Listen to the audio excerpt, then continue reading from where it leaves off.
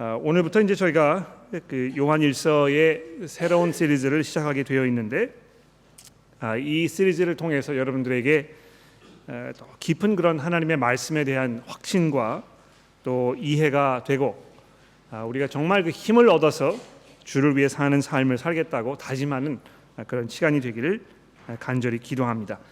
제가 잠시 기도하고 시작하도록 하겠습니다. 하나님 아버지, 참 감사합니다.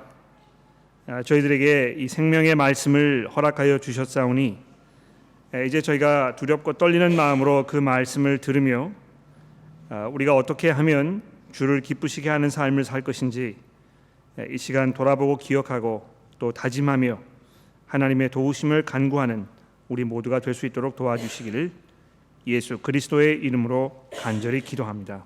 아멘. 내년이면 종교개혁 500년이 되는 해입니다. 얼마나 세월이 빨리 지나가는지 모르겠어요. 그 종교개혁이라는 것이 뭐 요새 사람들에게 뭐 큰 의미가 있습니까? 이제 이렇게 생각을 하시는 분들이 계실지 모르겠습니다만, 이 서구 사회가 지금 현재의 모습을 갖추고 있는 데는 이 종교개혁이 정말 대단한 역할을 했다고 저는 확신합니다.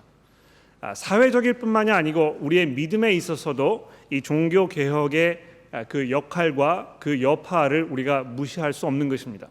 여러분과 제가 지금 이 신앙생활을 하면서 너무 당연하게 생각되는 이런 모든 것들, 우리가 지금 성경을 가지고 있지 않습니까? 또 교회로 모이고 있지 않습니까?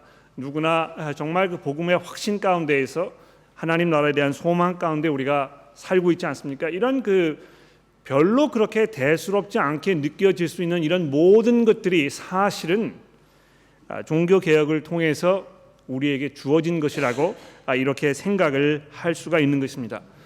종교개혁이 일어나기 전까지는 사람들이 어땠습니까? 이 신앙생활이라는 것은 그냥 교회에서 교회를 담임하고 있는 목사님들이나 또 교회라는 그 전체적인 이 그 집합, 거기에서 그냥 이야기하는 것을 수용하고 받아들이고 그대로 그냥 따라가기만 하면, 그래서 반복적으로 이 주문을 외우듯이 기도문을 외우고 이 그 종교 예식에 참여하고 또 그 그냥 이 하라는 대로만 하면 이것이 공로가 잘 쌓여가지고 우리가 하나님 나라에 들어갈 수 있는 것이냐 아니냐 하는 이런 생각 속에서 사람들이 살았던 것입니다.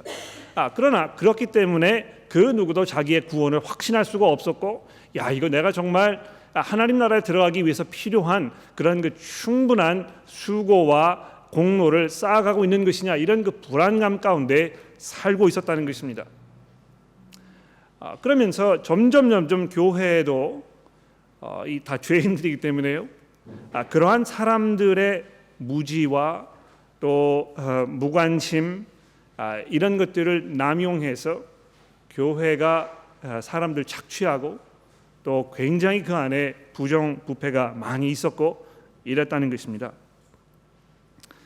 그런데 독일의 아주 시골에 보잘것없는 것처럼 보여졌던 한 그 수도승이 성경을 자기가 읽으면서 예전에 생각하지 못했던, 자기가 이 교회를 통해서 신학 공부를 통해서 미처 깨닫지 못했던 이런 새로운 사실들을 점점 접하게 되면서 이거 성경으로 다시 돌아가야 되겠다. 정말 하나님의 말씀이 교회가 아니고 하나님의 말씀이 우리에게 이야기하는 것이 무엇인지 우리가 다시 한번 생각해 봐야 되겠다. 이렇게 생각하기 시작한 것입니다. 그렇게 되어서 일어난 것이 무엇입니까? 이 종교개혁이라는 것입니다. 얼마나 이것이 그 당시 유럽 세계에 엄청난 여파를 미쳤는지 모릅니다. 루터가 뭘 했습니까? 이 하나님의 말씀을 교회라는 그 단체에 맡겨두지 말고 이것을 사람들이 직접 읽을 수 있는 그 자국 언어로 번역을 해서 사람들이 이것을 직접 읽도록 하자. 정말 하나님의 말씀이 무엇이라고 우리에게 이야기하고 있는지 사람들이 직접 판단할 수 있도록 도와주자. 이렇게 해서 성경 번역하는 작업이 시작이 된 것입니다. 그런데 아니라 다를까 사람들이 직접 하나님의 말씀을 읽게 되면서 하나님의 성령께서 그 말씀을 통하여 사람들의 마음과 생각을 바꾸시면서 지금까지 알아왔던 이 하나님과의 관계, 하나님 나라에 대한 우리의 이해, 이런 것들이 이 전적으로 다시 재조명되어야 할 이런 필요를 사람들이 뼈저리게 느끼게 된 것입니다. 뭐 사람들이 흔히 이야기하는 대로 그 이후에 어떤 일이 벌어졌는지에 대해서는 우리가 역사를 통해서 잘 알고 있지 않습니까?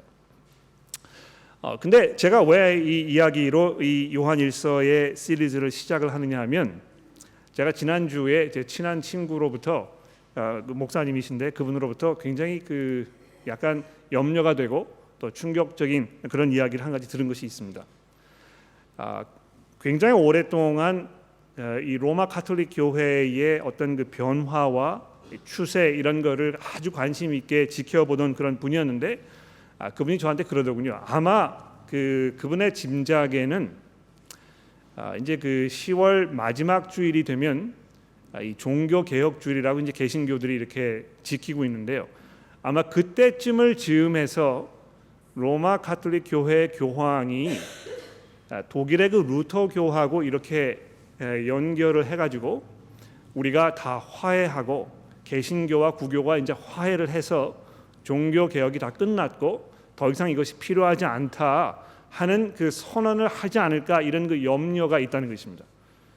왜 그런 그 움직임이 보이느냐 하면, 남미에서는요 지난 30년 동안 로마 가톨릭 교회가 점점 하향 곡선을 그려서 성장 추세가 제로입니다. 그 남미에서는요 이 그 로마 가톨릭 교회가 뭐 굉장한 영향력을 굉장히 오랫동안 발휘하고 있었는데 이것이 점점 시들어가면서 지난 30년 동안 교회가 전혀 성장하지 않은 그런 상태에 있습니다. 반면에 남미에 있는 이 개신교들 중에서 복음주의 교회들, 여러분과 저희처럼 이 성경을 하나님의 말씀으로 인정하고 그 말씀에 입각하여 우리의 삶을 돌아보아야 하겠다는 이 복음주의적인 교회들이 엄청난 성장세를 보이면서 지난 20년 동안 약 한 30%가량의 성장이 있었다는 것입니다.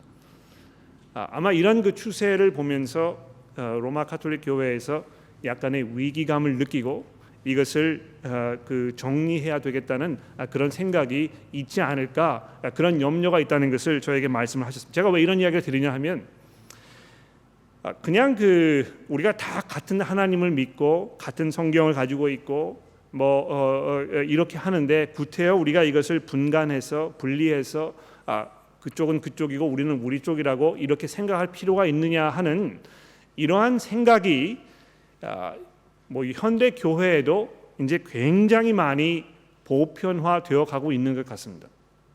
그래서 이 신학, 성경에 대한 지식, 너무 이런 거 강조하지 말고 정말 하나님을 진심으로 사랑하고 이웃을 내 몸처럼 생각하고 이렇게 하면 우리가 다 한 형제요 자매가 아니냐, 이런 그 좀 더 포용하고 수용해서 우리의 범위를 넓히고 확장하는 이런 것이 바람직하지 않느냐 하는 이런 그 추세가 점점 설득력 있게 교회에 들리고 있는 것입니다. 혹시 우리 교회에 이제 계시는 여러분들 가운데에도 그런 생각을 이렇게 가끔 해 오신 분들이 계시는지 모르겠습니다만, 그런 면에서 제 생각에는 이 기독교의 신앙이라는 것이 굉장히 오랜 종교 개혁 이후에 이 모호함, vagueness, 그냥 뭐 이렇게 불분명하고 그냥 두리뭉실하고 분명하지 않게 그냥 이렇게 흘러가면서 이것이 복음이 희석되고 분명하지 않고 사람들이 혼란 가운데 있고 이런 그 상황이 자꾸 전개되고 있다고 저는 생각하고 있습니다. 이것이 우리의 무관심의 책임일 수도 있고 우리의 게으름의 문제일 수도 있고, 무슨 이유이든지 간에 이 성경에 대해서 깊이 생각하고 이것에 대해서 상고하고 정말 그에 염려하고 성경이 무엇이라고 말씀하고 있는지에 대해서 깊이 생각하는 이런 것이 등한시되고 오히려 행동으로 보여줘야 한다고, 오히려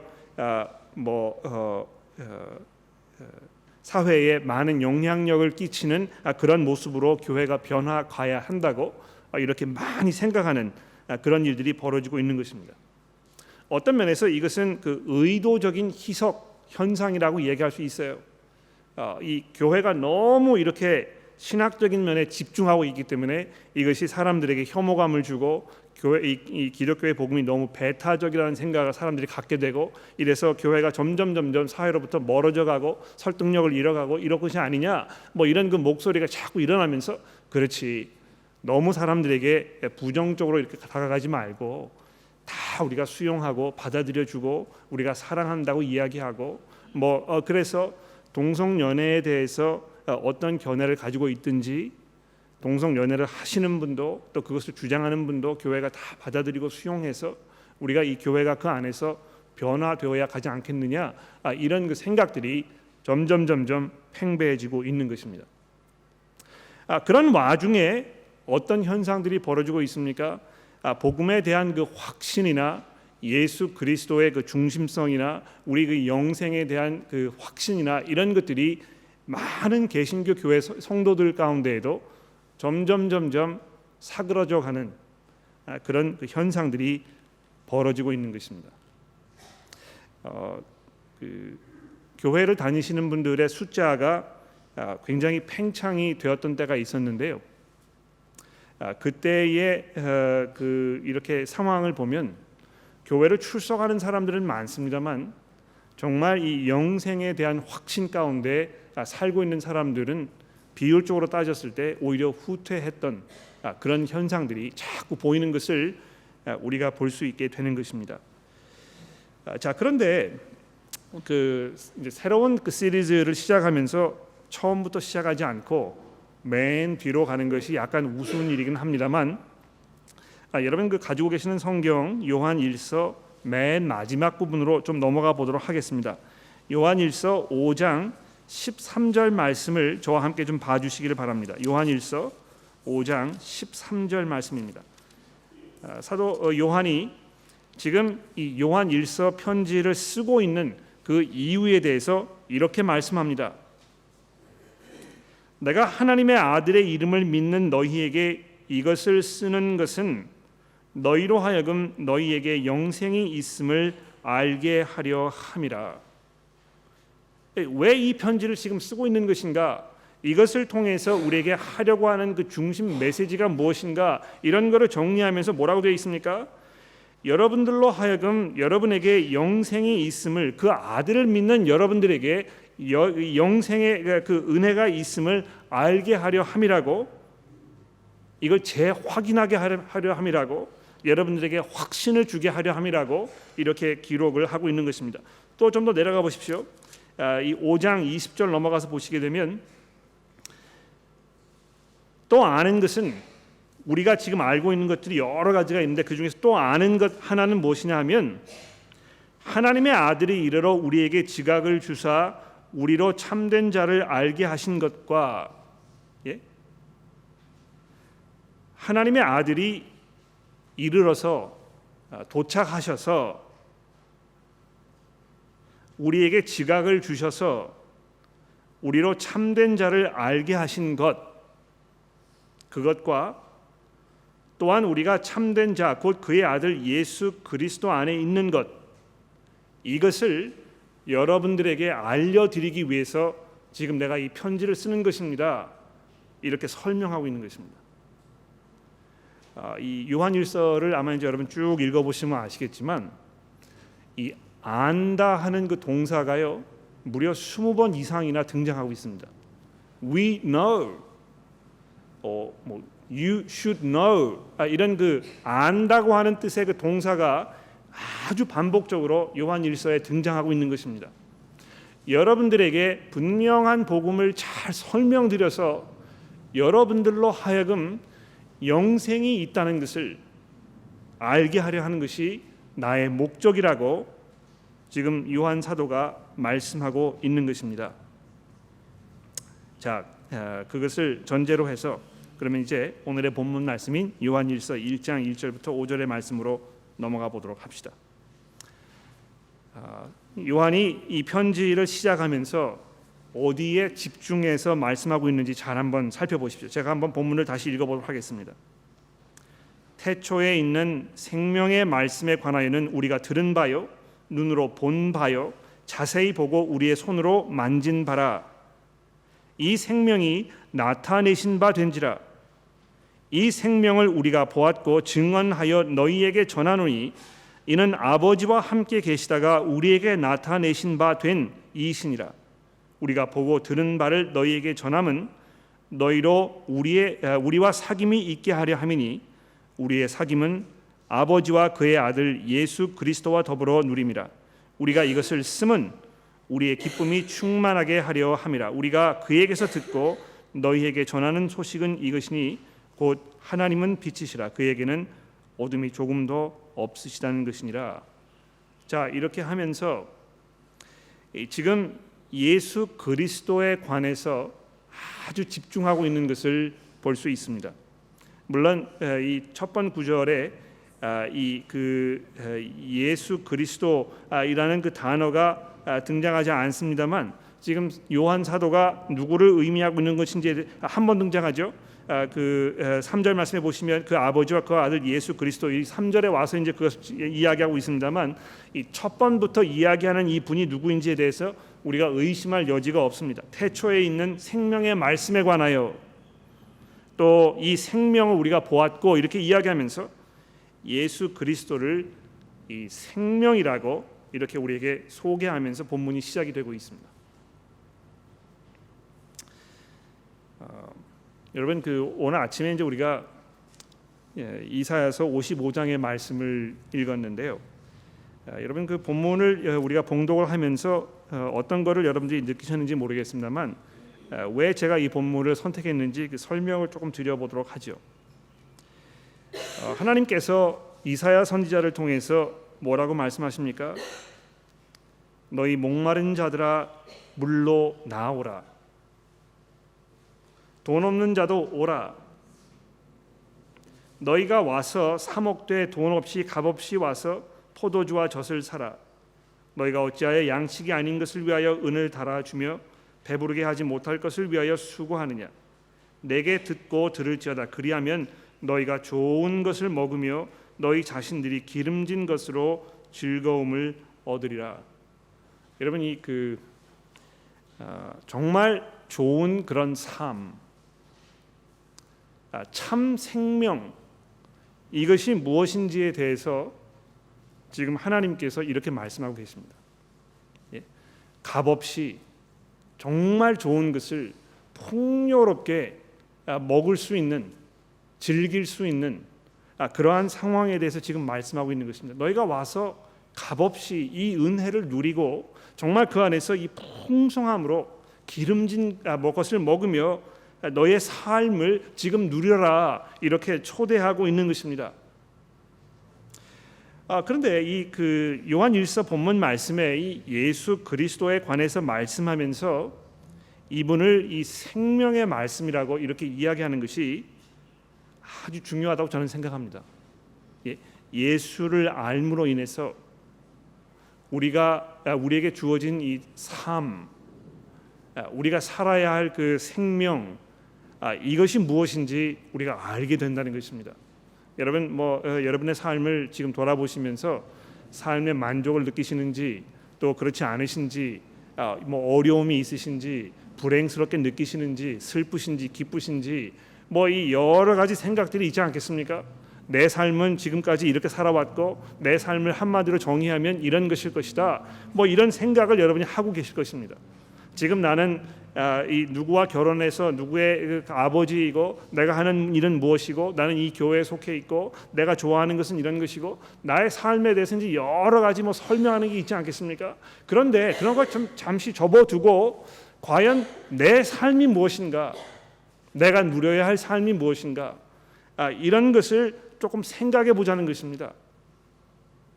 그리고 그 생명이 예수 그리스도와 아주 직접적으로 연관되어 있다는 것을 여러분과 저로 알게 하려 한다고 지금 이 요한 사도가 이 편지에서 설명하고 있는 것입니다. 예수 그리스도를 알면 생명이 무엇인지 아는 것이고, 그분이 누구신지 모르면 이 생명이 무엇인지도 알지 못한다고 이렇게 본문이 우리에게 암시하고 있는 것입니다.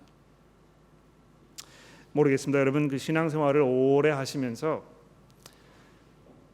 예수를 알았기 때문에 내 삶의 의미와 내 삶의 목적과 내 삶의 방향과 이런 것들을 내가 이제 이해하였다, 이렇게 고백하실 수 있는 분들이 이 자리에 얼마나 계시는지 모르겠습니다만, 이 요한 1서의 말씀을 통해서 우리에게 주어지는 가장 핵심적인 주제 한 가지가 있다면, 예수 그리스도를 알므로 인해서 여러분과 저에게 이 참 생명, 이것을 누릴 수 있게 되는 이 은혜가 우리에게 주어졌다는 것을 지금 요한 사도가 이야기하고 있는 것입니다. 두 번째로, 여기 보시게 되면 예수 그리스도에 대해서 이야기하면서 아들이라는 표현을 이 요한 1서에서 굉장히 많이 사용하고 있는 것을 여러분 이제 발견하시게 될 겁니다. 집에 돌아가셔서 차근차근 이 요한 1서를 좀 읽어보십시오.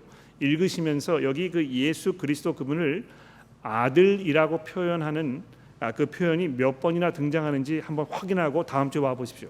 그 정답을 알고 계시는 분 계시면 뭐 제가 선물을 하나 드리든지 그렇게 해보겠습니다. 얼마나 이것이 그 요한 사도에게 중요한 개념이었는지요. 이것을 반복적으로 우리에게 지금 얘기하고 있습니다. 이 아들이라는 이 표현, 왜 예수 그리스도를 하나님의 아들이라고 자꾸 이야기하고 있는 것일까?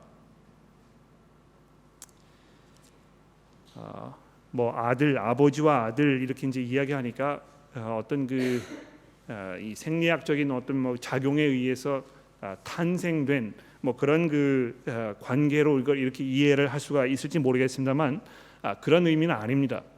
이것은 성부 하나님과 성자 하나님 사이에 어떤 그 특정한 역할이 있다는 것을 이야기하는 것입니다. 네. 뭐 저도 이제 아들이 있습니다만, 제 아들을 생각했을 때 제 몸에서 난 아들이기 때문에 이것이 이제 뭐 내 자손이고 나와 한 몸을 이룬 뭐 그런 이 생리학적인 면을 우리가 생각할 수 있겠습니다만, 성경에서 아버지와 아들이라고 이 성부 하나님과 성자 하나님이 이야기할 때는 근본적으로 그 역할의 차이점에서 이야기하고 있는 것입니다. 제가 아버지이기 때문에 저희 집에서 제 역할은 다스리는 역할을 하는 것입니다. 제 아들의 역할은 그 아버지의 다스림에 순종하고 거기에서 보고 배우고 뭐 아들로서의 역할이 따로 있는 것입니다. 그렇지 않습니까? 그런데 여기 지금 이야기하는 이 하나님의 아들 예수 그리스도라는 것을 자꾸 반복하면서 우리에게 뭘 이야기하고 있는 것이냐 하면, 이 예수 그리스도 그분에게 하나님께서 맡기셨던 아주 특별한 그 역할과 책임이 있는데, 그것이 무엇인지를 이 요한 1서를 통해서 우리가 잘 생각해보고 이것이 우리 삶 속에 어떤 의미를 가지고 있는지 우리가 판단해야 한다고 지금 이야기하려는 것입니다. 이 시리즈를 통해서 그 부분에 대해서 조금 집중을 제가 해보려고 계획을 하고 있습니다. 세 번째로 2절 말씀해 보시면 이 생명이 나타낸 바 되었다 이렇게 말씀합니다.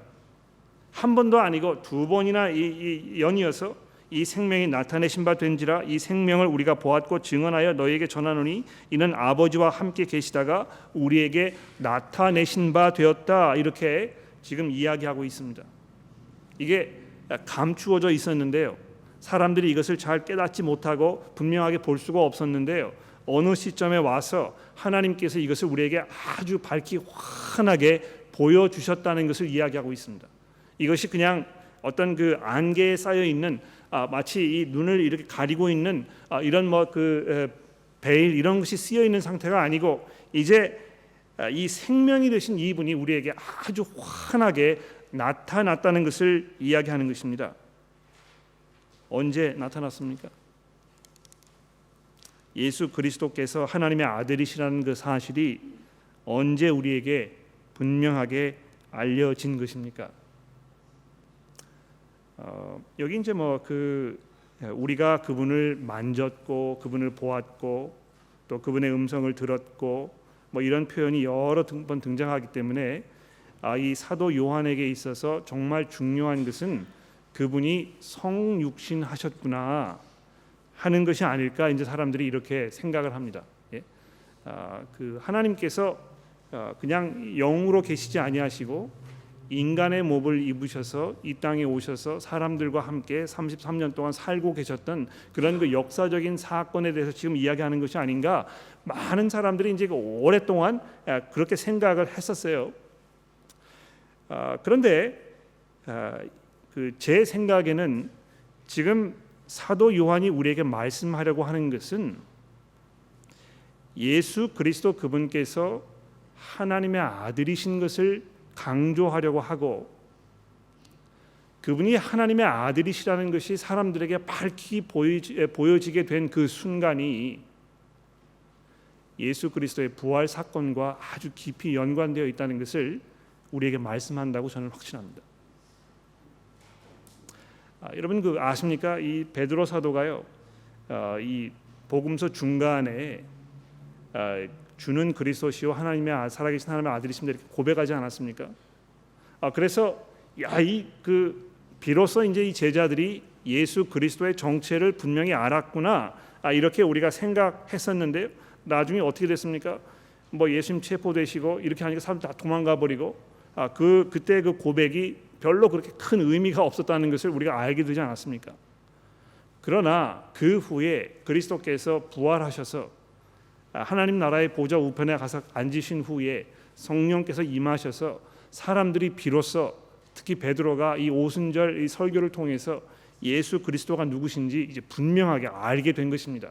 그것을 증언하고 또 그 증언을 들은 사람들이 함께 이 같은 그 신앙을 고백하고 하는 그런 사건이 벌어지지 않았습니까? 여기 나타내신 바 되었다는 것, 바로 그걸 이야기하는 것이라고 저는 생각합니다. 부활하신 그리스도께서 온 이 세상을 다스리고 통치하시는 하나님의 영원하신 임금으로 이 세상에 공표된 그 순간, 그것을 말하는 것입니다. 저희 교회를 오래 다니신 분도 계시고 지난주에 처음 오신 분도 계실 것이고 오늘 이 자리에 처음 나오신 분도 제가 이렇게 보니까 계신 것 같아요. 저희 교회를 통해서 매번 반복적으로 제가 말씀드리려고 하는 것이 무엇입니까? 예수 그리스도 그분께서 우리의 삶의 주인이시라는 것입니다. 그분이 이 온 우주를 통치하고 계시는 하나님의 임금이라는 것입니다. 그래서 하나님과 올바른 관계 속에 있으려면 그 예수 그리스도 그분에게 순종하고 그분에게 우리의 충성을 말씀드리고 그분을 나의 구주로 고백하고, 그래서 나의 삶 속에서 그분의 주 되심이 확인되는 이러한 모습이 일어나야 한다는 것을 저희가 반복적으로 말씀드리지 않습니까? 예수 그리스도께서 정말 우리의 마음 가운데 이 온 세상의 주인으로 나타나셨다면 그것이 우리의 삶 속에서 구체적으로 어떻게 이 표현되어야 할 것인가, 이 문제를 요한 1서가 우리에게 굉장히 많이 말씀해 주게 될 것입니다. 그리스도를 주로 고백하는 것이 과연 뭘 말하는 것인가, 어떻게 사는 것이 그러한 삶을 사는 것인가, 이런 것을 우리가 살펴보게 될 것이라는 것입니다. 세 번째로 이 본문 말씀이 이 사도들에 대해서 이야기하고 있습니다. 예수 그리스도에서 말씀하고 있습니다만 그 예수 그리스도를 우리가 알게 된 것은 이 사도들의 증언을 통해서라고 지금 이야기하고 있는 것입니다. 이 생명의 말씀이 나타났는데 그 나타난 생명의 말씀을 우리가 직접 보고 듣고 또 눈으로 경험한 이런 그 분이라고 이야기하면서 여기 우리라고 하는 이것이 여러분과 저 일반 그리스도인들 이야기하는 것이 아니고 이 예수와 함께 그분과 함께 있었던 이 사도들, 그분을 이야기하는 것이면 너무나 자명한 일입니다. 그런데 그분을 목격하고 경험한 이 사람들이 지금 이것을 증언하고 있다고, 여러분과 저는 그 증언을 지금 듣고 있는 것이라고, 그래서 우리가 이 예수를 만날 수 있게 되는 것이라고 본문 말씀이 우리에게 이야기하고 있습니다. 시간이 많이 지나서 이제 정리를 하겠는데요. 여러분 그 모호함에서 확신으로 나아가는 그 과정, 이것을 요한 1서를 통해서 조금 다루어 보려고 합니다. 아마 이 자리에 앉아 계신 분들 중에는 내가 뭐 이 그리스도인인지 분명하지 않고 또 내가 교회를 오랫동안 다녔지만 영생이 내게 있는 것인지에 대해서 확신하기 어렵게 느껴지는 그런 분도 계실 것이고, 또 뭐 구원의 확신도 있고 신앙생활을 오래 해서 교회 문화에 많이 익숙하지만 정말 성경에서 우리에게 이야기하고 있는 이 중요한 우리 신앙생활에 관한 그 핵심적인 이야기들이 무엇인지에 대해서 그렇게 잘 정리되지 않은 분들도 계실 것이라고 생각합니다. 어떤 면에서 약간 그 혼란이 있을 수도 있고 굉장히 그 모호한 그런 상태에 있는 분들도 계실지 모르겠습니다. 그러나 제가 기도하는 바는 이 요한 1서의 말씀을 우리가 차근차근 생각해 나가면서 예수 그리스도께서 정말 이 세상의 주인이시라는 그 사실이 우리 마음 가운데 깊이 각인되고, 또 그 사실이 우리 마음 가운데 자리하고 있을 때에 우리의 삶이 어떻게 변화되어야 할 것인가, 이런 문제를 조금 깊이 다뤄보려고 그렇게 계획하고 있습니다. 여러분 그 성장 그룹을 통해서, 세워주기 그룹을 통해서, 또 필요하시면 저와 개인적인 대화를 통해서 이 요한 1서의 말씀이 우리 삶 속에 정말 하나님의 말씀으로 큰 그 파괴력을 발휘하는 그런 시간들이 되기를 간절히 기도하겠습니다.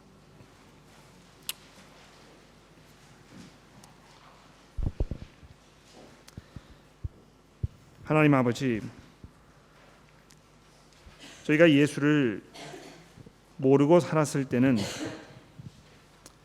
우리가 살아있는 사람들이지만 사실은 그렇지 않았던 것을 우리가 성경을 통해서 알게 됩니다.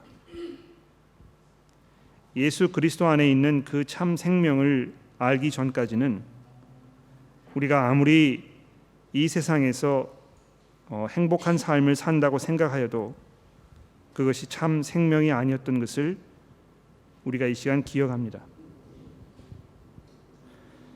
하나님, 반면에 예수 그리스도를 구주로 고백했지만 아직도 우리의 삶이 굉장히 어렵고 또 많은 환난이 있고 우리 마음속에 상처가 되는 그런 일들이 있는 것을 보면서 과연 예수 안에 있는 이 생명이 무엇인지 회의를 느끼시는 그런 분들이 계시는지도 모르겠습니다. 그러나 요한 사도가 이 편지를 통하여 우리에게 증거하고 있듯이 우리가 이 말씀을 통해서 우리에게 영생이 있고 그 영생의 주인이신 예수 그리스도 안에 있다는 사실을 우리가 확신하게 되기를 원합니다. 또 그러한 확신이 우리의 삶 가운데에서 어떤 모습으로 드러나야 할 것인지를 우리가 잘 정리하게 되기를 원합니다. 주께서 저희를 도와주셔서 이 시리즈를 하는 동안에 그 작업을 잘 할 수 있도록 도와주시고, 주일 설교를 통하여 또 세워주기 그룹을 통하여 이 문제로 우리가 함께 고민하고 기도하며 서로 생각을 나누는 그런 그 귀한 믿음의 교제가 우리 가운데 활발하게 일어나도록 저희를 지켜주시고 인도하여 주시기를 우리 구주 예수 그리스도의 이름으로 간절히 기도합니다.